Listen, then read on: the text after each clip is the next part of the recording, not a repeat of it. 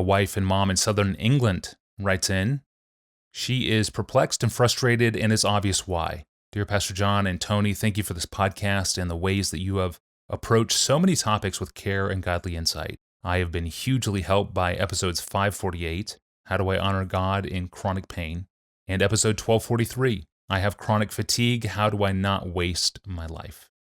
These episodes directly apply to me as a disabled mother of a 2-year-old and a newborn. My disability causes constant pain and significantly limits my physical activity. I am grateful for a husband who will do anything he can to reduce my burdens, although he himself has health conditions which limit his ability to physically help as well. Proverbs 31 paints a picture of a vigorous and valiant and strong wife, up early, late to bed, endlessly busy inside and outside of the household. When I look at this example and at the parents in our church without my physical limitations, it is very easy to feel confused about my practical role as a wife and anxious about investing positively in my children. Many attractive aspects of our friends' parenting, such as homeschooling, are unlikely for us.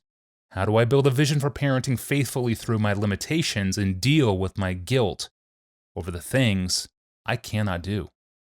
I've been thinking recently about the caution that C.S. Lewis gave to the person who was judging a Christian's patience or gentleness without taking into account his natural temperament that he was born with.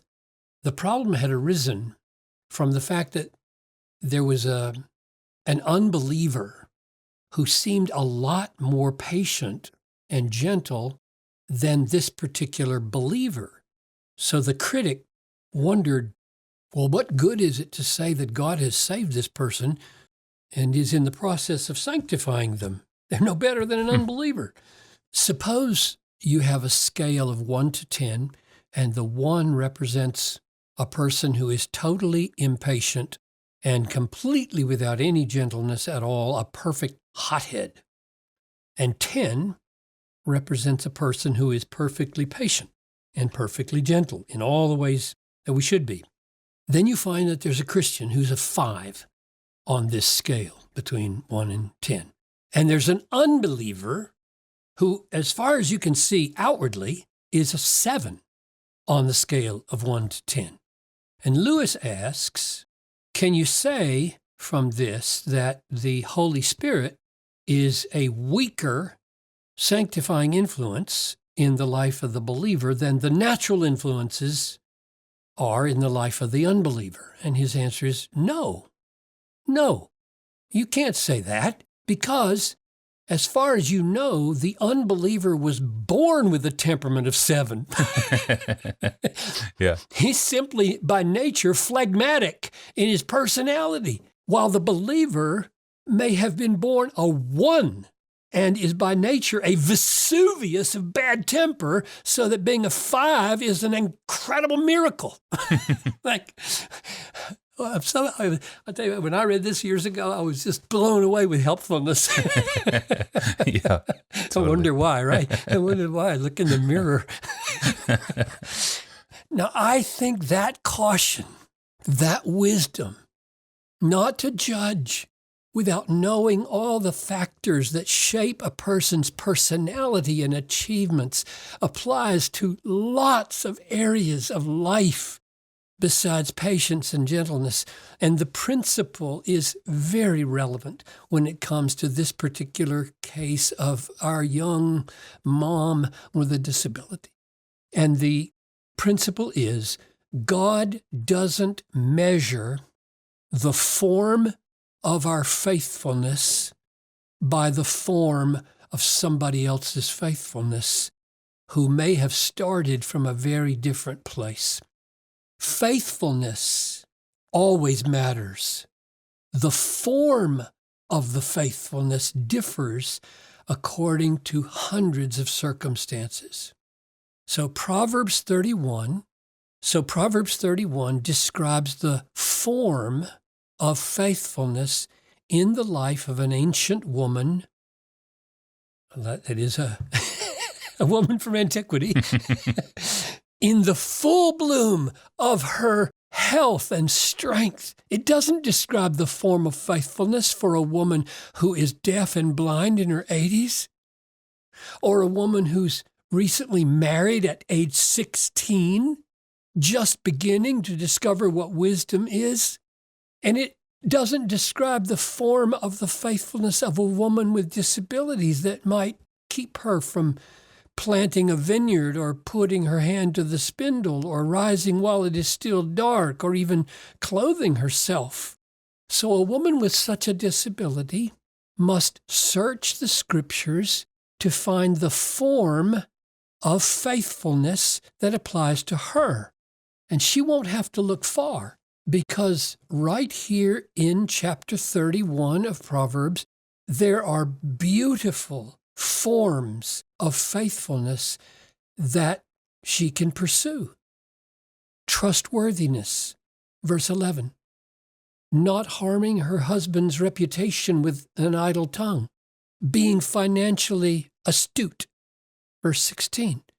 Being generous with the poor as much as her resources allow, verse 20. Laughing at the time to come, because her faith is unshakable in the goodness and sovereignty of God, verse 25. Overflowing with the teaching of kindness and wisdom, verse 26. And finally, the beauty that really counts, captured in verse 30. Charm is deceitful, beauty is vain, but a woman who fears the Lord is to be praised. I don't discount the difficulties and challenges that test this woman's faith as she is unable to do some of the things that other mothers do. But I would encourage her not to begrudge the thorn that God has apparently given her, at least for now. He's a great healer. Who knows? But for now, this thorn, like Paul's thorn in the flesh, that thorn in 2 Corinthians 12 limited what Paul could do. It changed the form of his faithfulness. He will not be held accountable to be productive in the same ways. The test now is not would he be productive, but would he be content? That's how the sufficiency of Christ will be magnified. God does not put as high a premium on productivity as we think he does. He puts a much higher premium on the qualities of character, the fruits of the Spirit, that you can exercise flat on your back in a hospital bed. I don't say it's easy. I do say it's possible. The form of faithfulness for a paraplegic, for example, is different than the form of faithfulness for an Olympic athlete. One person is given 10 talents, another person is given 5. The form of their faithfulness is not measured by the same set of achievements. I would encourage our dear friend to focus on a text like Psalm 147:10.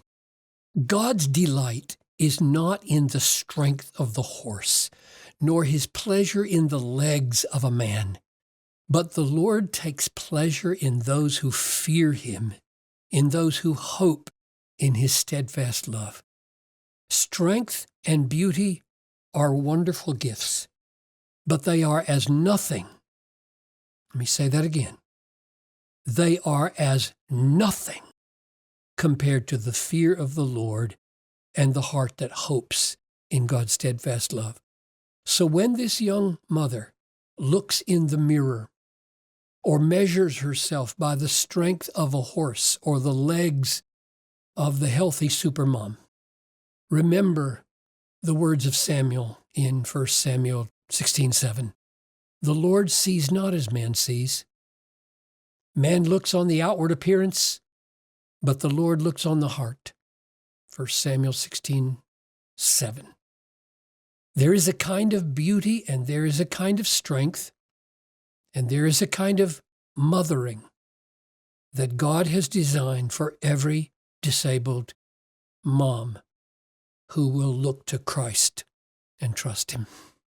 Wonderfully compassionate and encouraging. Thank you, Pastor John. And thank you for joining us today. You can ask a question of your own, search our growing archive, or subscribe to the podcast, all at desiringgod.org/Ask Pastor John.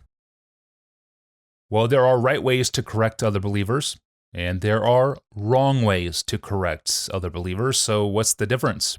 Romans 14 will help us understand that difference. Pastor John will explain next time. I'm your host, Tony Reinke. We'll see you back here on Wednesday. Thanks for listening.